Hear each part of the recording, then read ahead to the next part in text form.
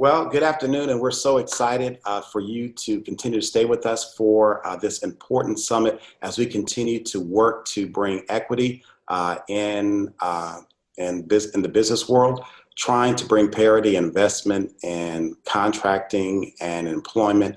Certainly during this time, we wanted to widen the conversation. You've heard from a lot of our partners, you've heard from a lot of thought leaders, but we actually wanted to talk to some people who are boots on the ground doing the work and have been doing so for a long time. And so I'm so glad to welcome to the platform Miss Natalie Robinson, who is with CBS and has done great work with them down through the years, particularly as it relates to increasing diversity in their supply chain. You all know that CBS is the largest watched network. And so many of us don't tend to think when we turn on the television about the number of businesses that are actually doing transactions with the company and the businesses that are and are not. And so I'm very interested to hear her take on that sector of the world and to get her advice as to how we can move forward. Natalie, good afternoon. Hello, thank you for having me. I'm happy to be here. Thanks so much. And we're also glad to welcome Bernard Coleman, who is with Gusto, who's over their entire employee engagement. And just like Natalie, you may have been touched by his company without even knowing it or appreciating it. We're certainly appreciative of his expertise as well. Before Gusto, he was with Uber. And he has led the diversity conversation, not simply in those companies, but in a larger role around the country. And so we're especially excited to hear from him as well. Brother Bernard, welcome as well. Thank you. Good afternoon. Good afternoon. And we're so excited. I want to jump right into it. I want to start off by talking about sort of this moment in time, right? So we recognize that since the mass protests, not just around the country, but around the world, in the wake of the killings of George Floyd and Breonna Taylor and so many others, that there has been a shift in corporate America, not simply to focus on justice as it relates to policing, but also around a renewed seeming interest around equity, inclusion, and diversity in business. And we've seen a number of corporations pledge, some in the billions, some in the millions, whether those are all right sized for each of those particular companies or not. At least there has been an effort. And one of the reasons that we're here around the Black idea is because we started to recognize, how do those dollars actually find end users? Where does that transaction occur? It's one thing to have an interest in investing in our community or increasing Black employment, but are those pipelines established? Is there a platform where the larger corporate culture and groupings are able to connect with the Black business world? And so I wanted to have you all speak from your particular vantage points about how you see this moment and how do you see us going forward in business? Okay, I'll start. Just for a moment of clarity, I'm no longer with CBS. Oh, sorry. No, not a problem. I actually separated during this civil unrest. I separated in May, and just being in this moment of change, it really, really spoke to me in terms of what organizations do I want to, commit to that are actually genuinely and authentically committed to the movement. Not saying that CBS wasn't, but I felt like this is a time to actually pivot into diversity and inclusion. So my background is supply chain, but just being in this moment of impact, I felt like we really needed to focus on the people and the workforce and the culture and the communities that we serve.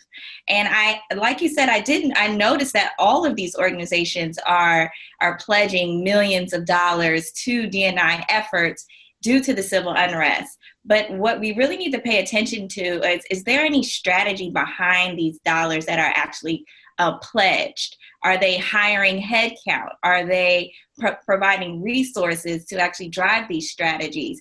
Because if you go online, you'll see there's tons of jobs for D&I leaders. But is it just a knee-jerk reaction, or do they really have the resources, the funding, the technology to actually support these pledges? So I do feel like this had to happen for us to see action.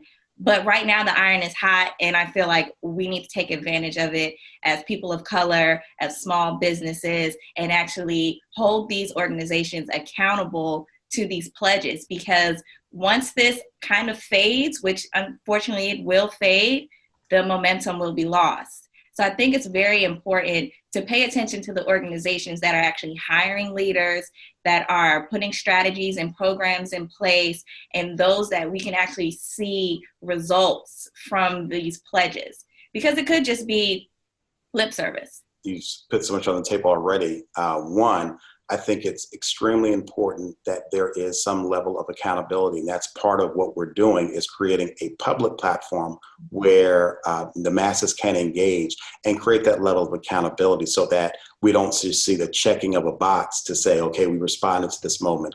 I do think that that moments happen, moments certainly pass, but I think that in their wake, there can be shifts that last. And so my hope is that this is a shift, but I think in order for it to truly be a shift, we have to put, as you said, some infrastructure in place around measurement and accountability. So let me just dive one more level with you. In terms of your experience with supply chain, talk to me about some of the challenges you've seen with minority and Black-owned businesses who are trying to take that next step up. What are some of the structural challenges that you've sort of had to encounter? You met somebody and said, hey, listen, we want to work with you all, and you followed up, and then you started to see this pattern. Talk to me about the pattern.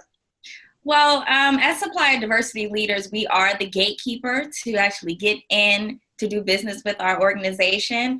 And just going through like all the vendors that reach out to us, we really want to make sure that they're prepared and positioned to partner with us.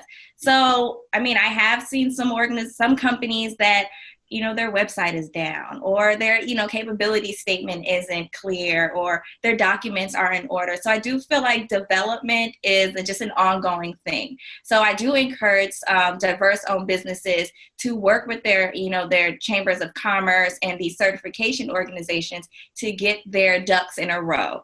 Because a lot of times we have to encourage our stakeholders to partner with a diverse owned business. And when we bring them to the table, we want to make sure they're positioned to partner with a large organization such as a CBS or a Disney or just a major media network. So what I've been seeing, and there are some great minority owned businesses that are thriving with these major corporations. And I think the ones that are coming up behind them, they need to pay attention to those large minority businesses that are doing well, that have partnered with a CBS or a large corporation. So what I do encourage these up and coming small businesses that want to contract with a large corporation is to make sure that they have all of their ducks in a row. And there are plenty of resources through the Small Business Administration, through the Minority Certification Organization. There are so many resources out there. And so I encourage them to do their research and take all these free webinars, all these free programs. There are tons of resources to assist them, to position them to do business with us. Right. And once you make these contacts, follow up. Persistence and consistency. That is one way to stay on the radar. I mean, as a leader, it kind of does get on our nerves, but we understand that this is, if you're not working, you're not eating. So we want to support these small business and stay on their radar, make these connections on LinkedIn and form these partnerships. So once it's time to go in and pitch to our stakeholders, you are ready and there's no questions asked. Absolutely. Keep yourself in the game and don't take yourself out of the game by making unforced errors. Very good. That's right. And Brother Bernard, so glad to have you. And shout out to Bernard. He really has made a sacrifice because he's 3 hours behind everybody else. So glad to see you on today. Talk to me from your vantage point and your experience about some of the challenges that you've seen and experienced in trying to be an advocate for diversity. And how do you frame this moment where we are as a country and also in our corporate culture? Yeah, that's a great question. Building off of what Natalie said, when you look at where we are as a country, I thought a lot about George Floyd's murder and what it meant. How should we be showing up? And just thinking deeply, what is happening right now? And the only time I could look back to would be 1968, because you try to look at a moment in time to understand how should you show up now in present day? And that's the time that seems most similar in terms of when you think about conditions going on in the world. And so in thinking about that moment, it's almost like people are finally starting to pay attention. And what are you going to do with that moment? And I think it comes down fundamentally to, it can't be performative.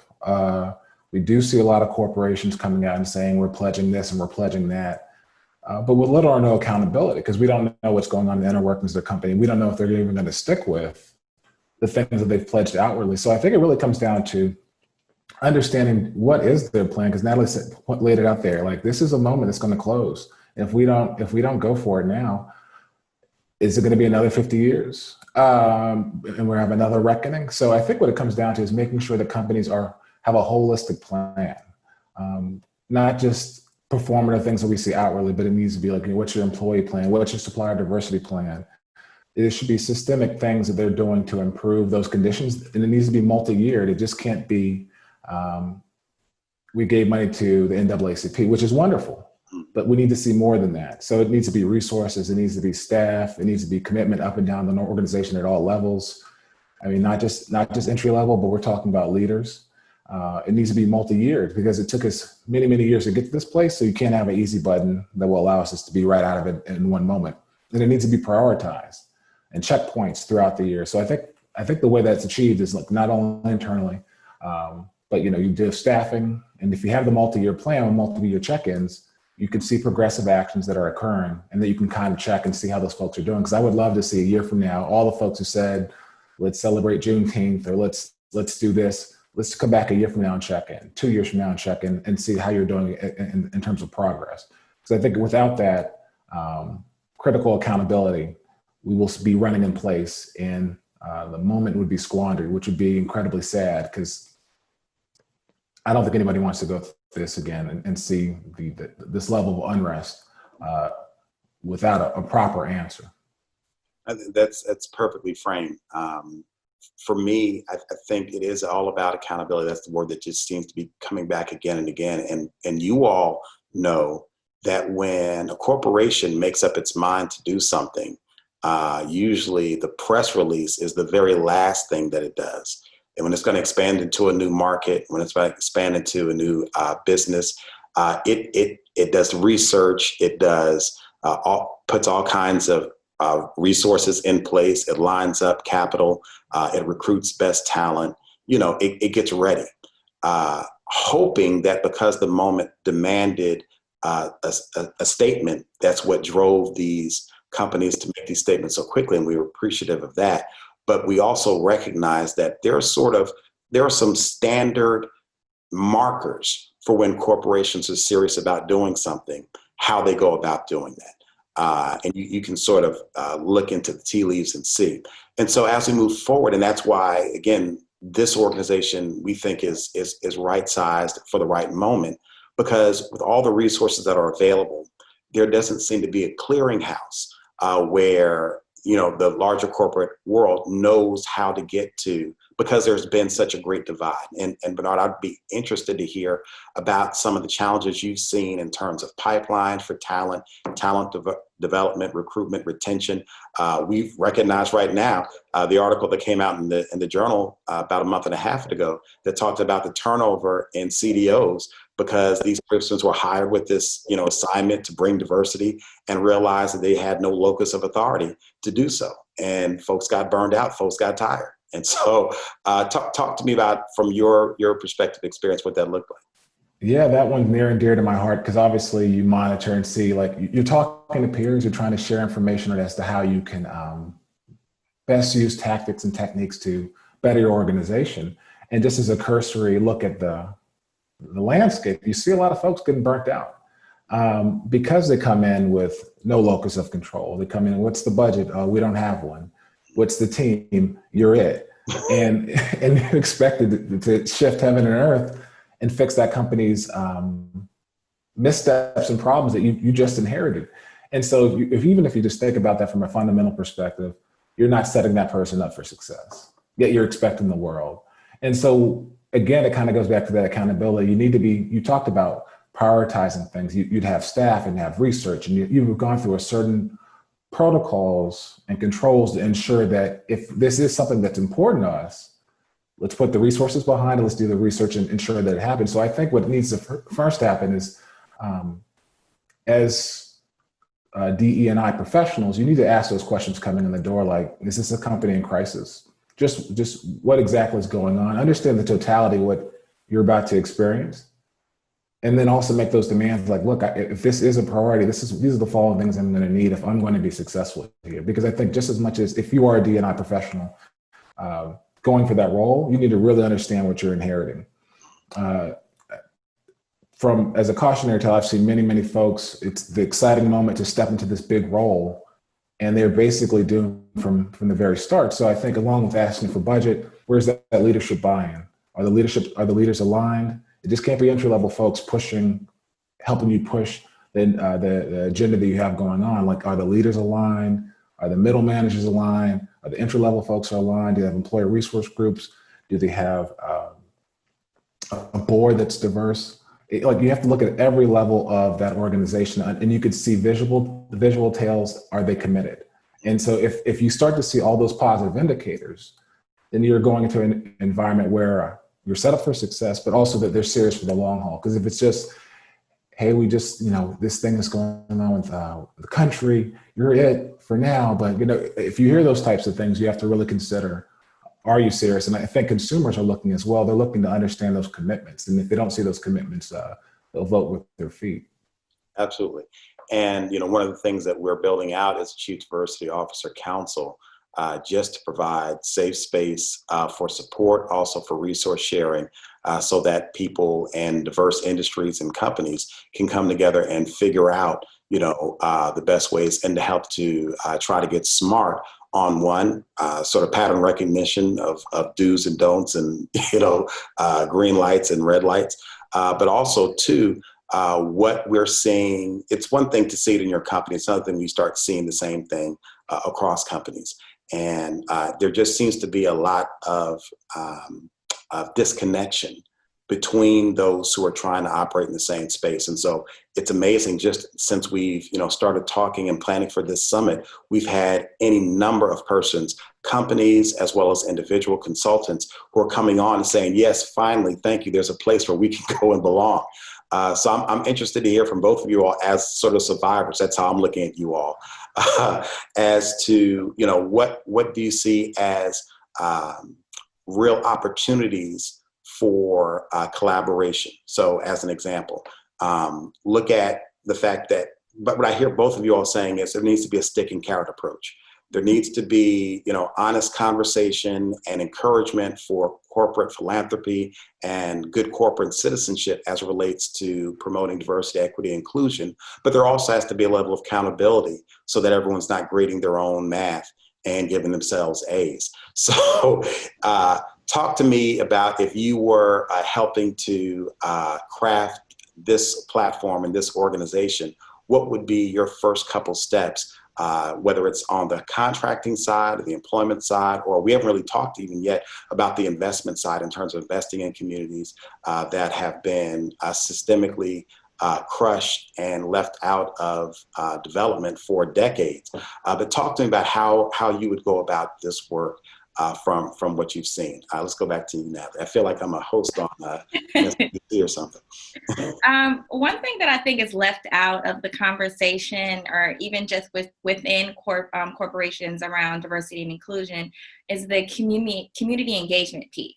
Because everyone is looking to hire diverse talent or have a diverse slate considered for a role. The culture within the company, employee resource groups. This is great. This is everything internal. But what's going on in your communities that you serve, and your clients? Your clients are looking to see if diversity exists within your organization and the organizations you serve. Your clients, your customers, the companies that you do business with, are they diverse? So I think the community engagement piece is very important, particularly in this time, that organizations really need to pay attention to and include it in their holistic D&I strategy. So I will say that engaging our communities, our nonprofits, like you said, you can donate millions of dollars to NAACP, but then what? What are you going to do after that? Or are you building your relationships with these organizations? Are you partnering with them? Are you sponsoring them? So I think we really need to pay close attention to the communities that we serve as part of this D&I strategy. So that's one piece that I would definitely focus on as a D&I leader, is what's going on around us and the communities that we sit in.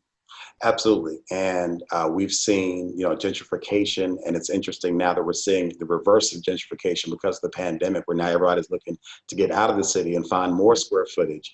And it seems as if oftentimes our community in particular is pushed out or pulled in based on what we can afford and what we can no longer afford.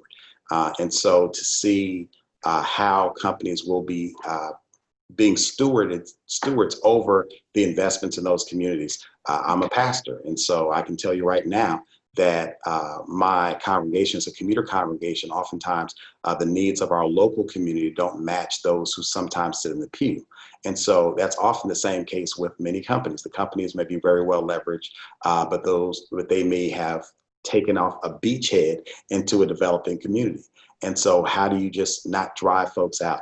I think it's an excellent point. One of the things that we're doing here with Black Idea is actually developing ground level community development relationships. So one of the presenters is Enterprise Community Partners. They're a national outfit. And one of the things they do is they do market research, and they partner with small and medium-sized companies and community-based organizations who are trying to get up, who are trying to build their portfolio. They do a lot of great work in the housing space, affordable housing, senior housing. And so that's actually what we're doing right now, is to make sure that we're not leaving that piece off the table.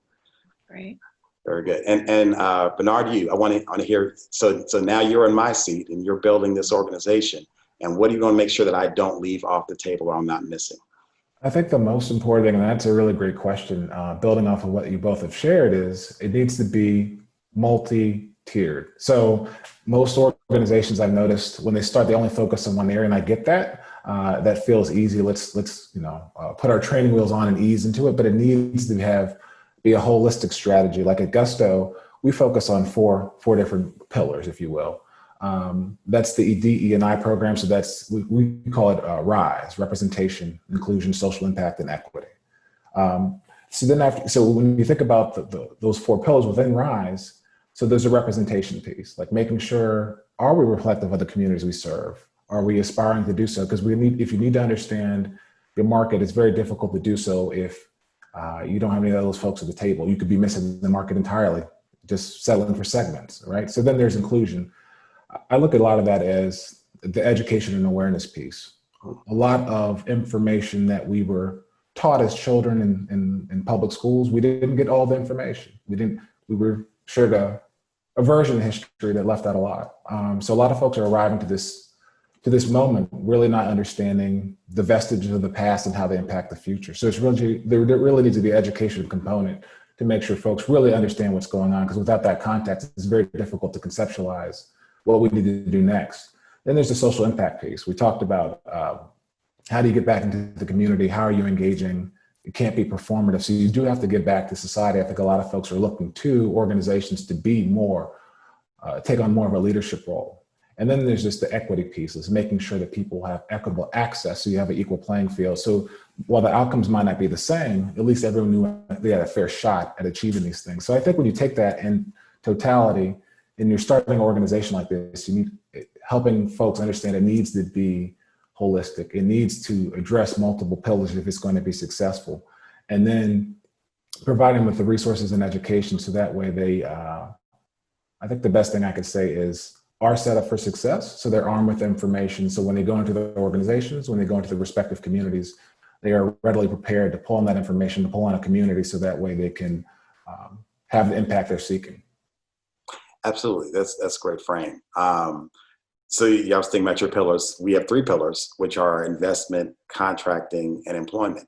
Then the whole idea was we don't want to just interface with companies, at a one-dimensional plane and leave all these other very important, vital business, essential business strategies and issues off the table. So if I'm going to talk to, Bank of America, who's pledged $1 billion, and that's awesome, to this space, I don't want to just talk to them about how many African Americans are hired. I also want to talk to them about who they're doing business with. I also want to talk to them about their investment in local communities. I mean, they actually are a bank and they actually do make investments and they get, credit from CRA. But at the end of the day, we want to see how that's going. And so we talked a lot from the business perspective and sort of everyone having agency as companies, opting in, opting out, sort of choosing their space. We talked a little about accountability, but there's another level of accountability as it relates to policy and how policy can help to do this. We don't want to just go in with one hand. And while we recognize that oftentimes corporations have bristled and pushed back against any kind of regulation, we also recognize without that kind of regulation, we probably wouldn't be sitting where we are right now. And so there has to be a point where policy comes into play and pushes the conversation and pushes, quite frankly, the numbers to where they need to be. From your space, have you seen policies that were in place on the books that could be sharpened to be more impactful? I think there are a number of studies that indicate that while affirmative action was passed over half a century ago, what we have yet to see is how African Americans have fully benefited. Oftentimes, it's quite frankly, statistically been white women who were the biggest winners in much of the affirmative action business that came out of it because they checked the box for diversity. And so if you look at a number of diversity councils now in major corporations, they can boast that they have, 30 or 40% diversity. But when you actually look at the African American participation, it's below our representation in the population. It's below 10, 12%. So talk to me about any policy ideas or initiatives that you've seen that either are lacking or need to be sharpened. One policy that I recall when I was at CBS, we did have in our procurement policy. So supplier diversity is a purchasing function. So we sat in the global sourcing procurement organization. And one policy that we did implement is that through the RFP platform or the tool, as our buyers and our category managers are running these RFPs and running these negotiations and contracts through our system, there was a window within the tool that will ask you if you considered a diverse supplier, a diverse business for this opportunity. It will not let you go to the next page unless you would either check yes or no. If you said checked no, then another window would pop up and we need a justification as to why.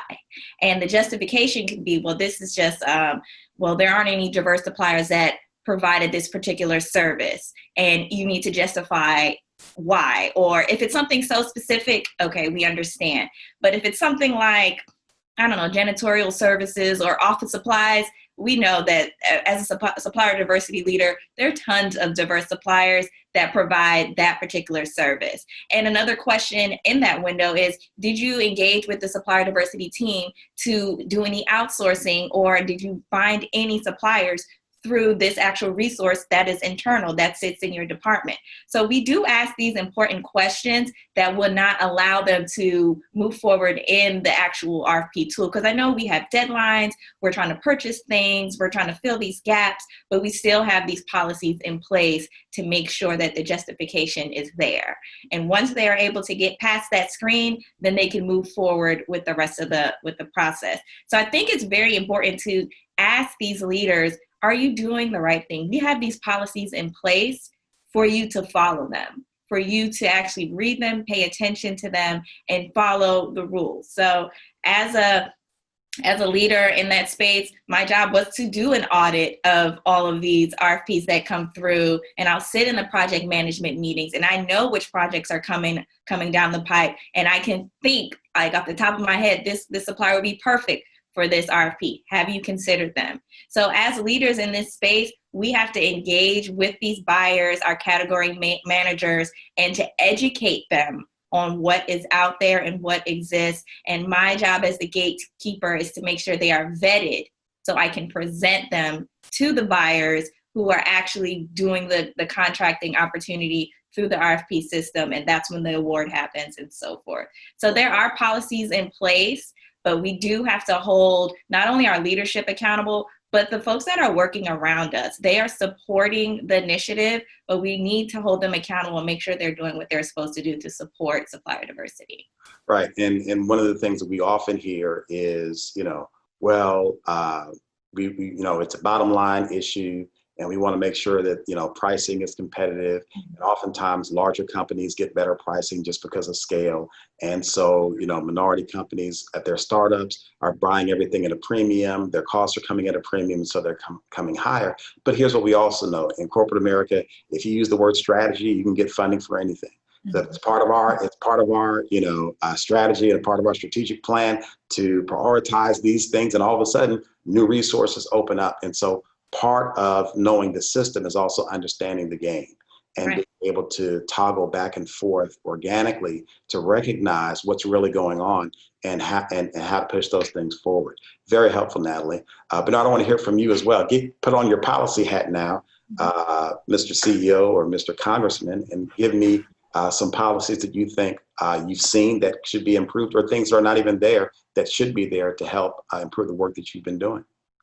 Yeah, that's a great question. I was thinking as you two were speaking, what could be put in place? Because I think first off, it is using the existing policies you have in place and helping people understand that they even exist, that they're properly interpreted, that they're properly implemented. So that way folks do have access to what already exists. Because a lot of times you might have great policy, but with poor implementation or people not understanding it, it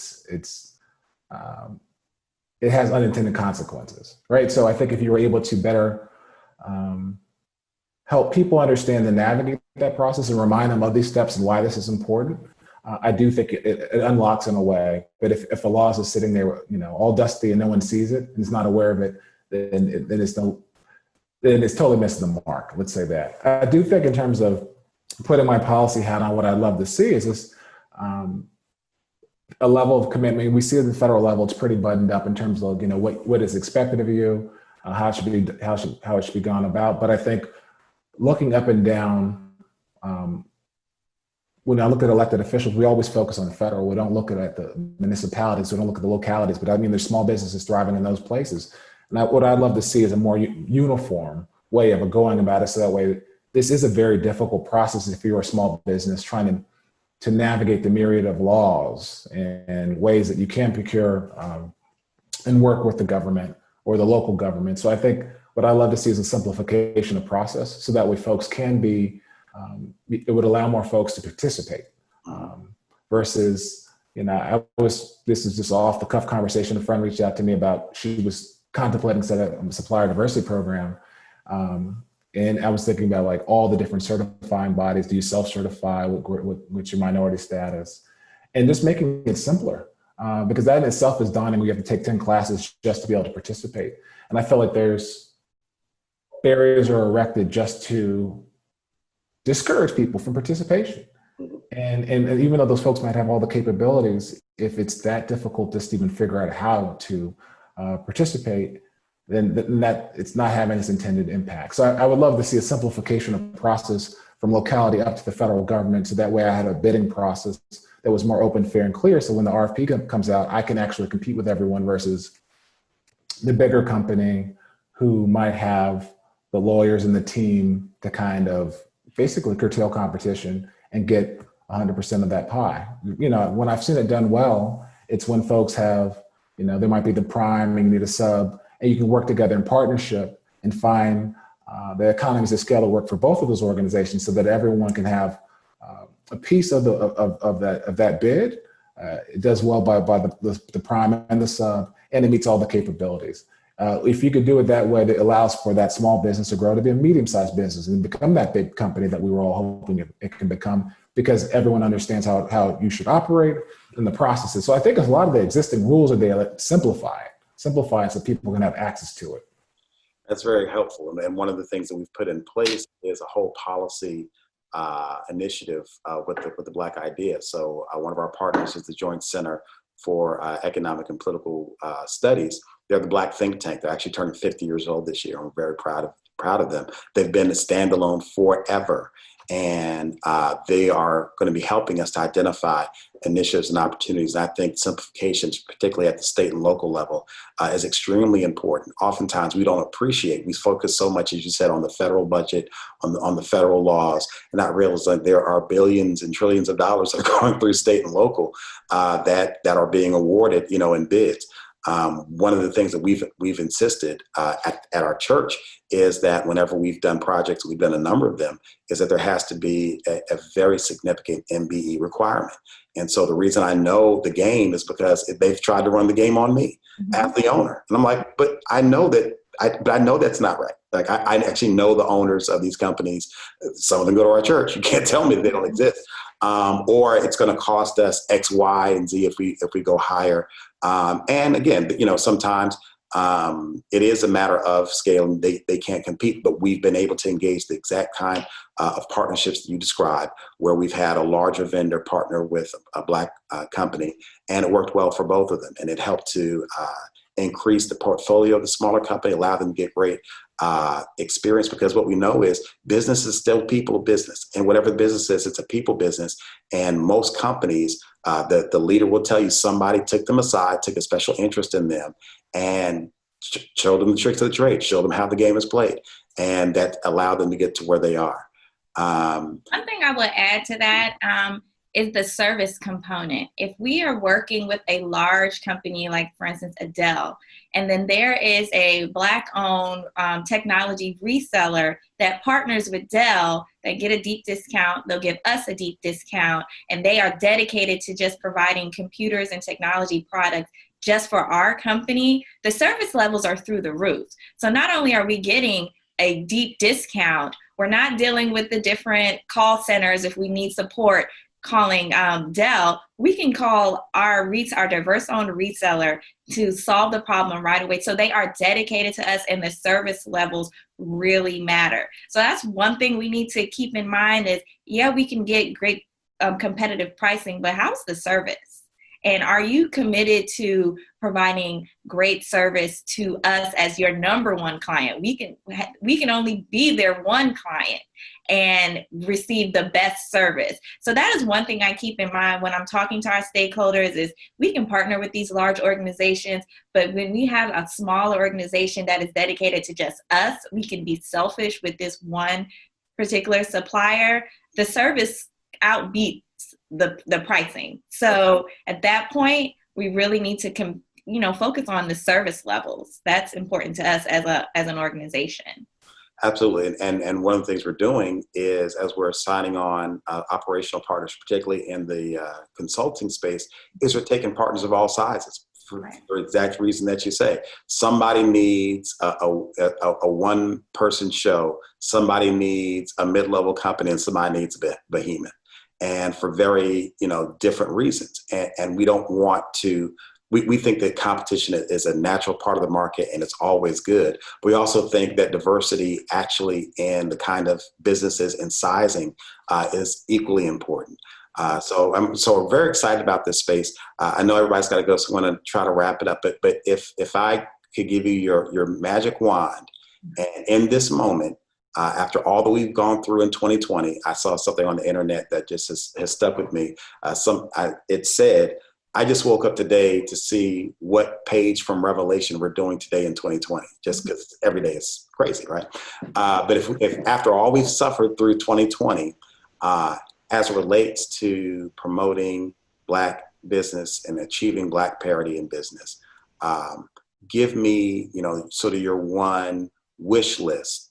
Now, so that means you have to take off all your technological limitations and all your financial limitations. And, you're the king or queen of the world. How are we going to move this thing forward dynamically? And I'm going to do this. Since Bernard had all this time to think of his answer the last time, because now he took the lead, but I'm going to throw it to you first. Okay, I'm in the hot seat.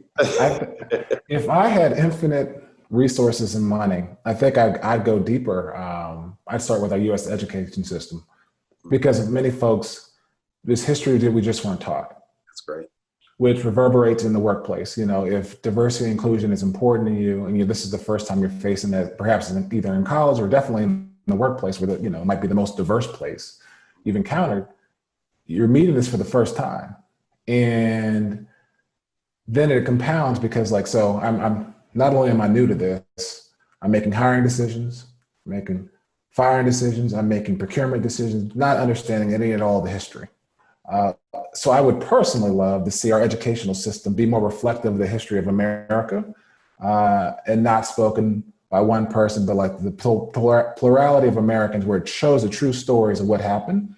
And I think people would be more informed. I think I saw a stat the other day that said 2/3 of America's youth don't know that the Holocaust happened. Wow. So if you didn't know the Holocaust happened, then what do you know about slavery and what enslaved people faced? Or just the Civil Rights Act, or anything that happened in America of significance as it relates to what's happening now. So my deep feeling would be, if we could start there and lay those seeds now, you wouldn't see the fruits of your labor for some time. But if those kids grew up with greater understanding, they'd have a greater operational functioning when they get to the workplace, and would think like, oh, this isn't for now. This is restorative to heal the things of the past. So that way that the systemic things that we saw 20 years past, we could start correcting, because we actually have a full understanding, versus like, what are you talking about? And then having this level of awareness, like a George Floyd moment, where people are actually paying attention and focus. So I would start there, and I feel like that would be the unlock. But that's a lot of, that would be federal, state, everyone working together to actually say like, this is the history of America as we choose it, as it actually occurred, versus like, for instance, I'm from Virginia versus California, history books, it's entirely different. So I would love to see that if I can wave a magic wand. Very good. Very thoughtful. I really appreciate it. Natalie? Yeah, to stay on, I guess, the government wavelength, I would focus on the election, not to even make this political, but this is the most important election of our time. We've seen so much happen, and just this year alone, and we didn't even cover COVID-19 and how that's impacted our communities, our small businesses that have not reopened and won't reopen, and just some of the decisions from our leader. It's just so important that we encourage all and everybody to go vote in November. And I think that we will see a lot of change actually take into effect, and see these action plans once we go out and vote. And that's one thing that I pray about. I pray about after November 3rd, we are going to see change. And that is starting from the top, the leadership, and funneling down. So I would definitely, with my magic wand, I would have everyone go to the polls and vote. And just one addition to that, I'm an HBCU grad, and this week is HBCU Impact Week. And that's another thing that I'm passionate about, is supporting our historically Black colleges. That is so important to just the culture, to our community. And those are just things that are so important to me. And so HBCUs, the election, and just diversity and inclusion, this is just a time for us to just move. And I feel like now we will see some impact. And what HBCU was that? North Carolina A&T State University.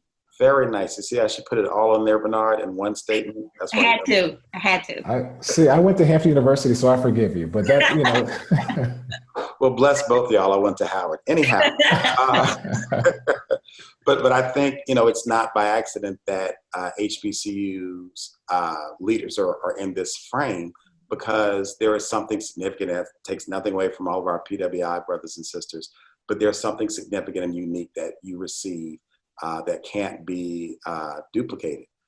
Often imitated, but never duplicated, right? That's what they say during the Showtime marching band.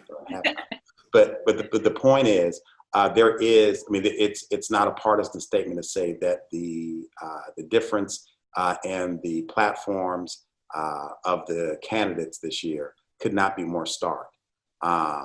If there is change, then I think the work that we're doing now will it's like you'll add fuel to everything that we're putting in place now, because if there is a new administration, they'll come in with a mandate to do a lot, and we'll be poised to do that. If there's not a change, then this work that we're doing will be even that much more vital. Because we'll be signing up for another 4 years of what we've already experienced, and who knows to go from there. So I just want to thank each and every one of both of you for your time this morning, for your contribution, but for what you're doing when you're not on Zoom to make a difference in the lives of our people and communities and companies throughout the nation. So thank you so very much, and we look forward to staying in touch with you and helping us to build this out.